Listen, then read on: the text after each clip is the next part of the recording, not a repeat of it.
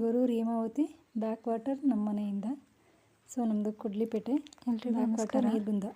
ನಮ್ಮ ಮನೆ ಹತ್ರ backwater Hemavathi backwater ಇದೆ.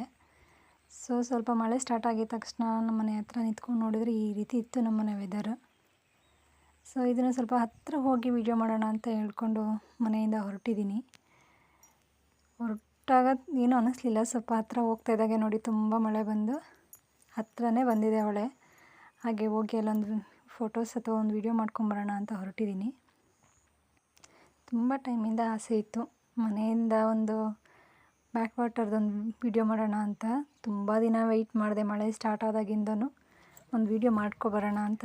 ಇವತ್ತು ಸ್ವಲ್ಪ ಒಳವಾಗಿತ್ತು, ಹಾಗೆ ಸ್ವಲ್ಪ ಬಿಸಿಲು ಇತ್ತು, ಹೋಗ್ಬೋದು ಅಂತ ಅನ್ನಿಸ್ತು. ಹಾಗೆ ನಮ್ಮ ಮನೆಯವರು ಮತ್ತು ಅವರಣ್ಣ ಎಲ್ಲ ಹೋಗಿ ಒಂದು ಸ್ವಲ್ಪ ಹತ್ರದಲ್ಲಿ ನೋಡ್ಕೊಂಬರೋಣ ಅಂತ ಹೇಳಿ ಹೋಗ್ತಾ ಇದ್ದೀವಿ.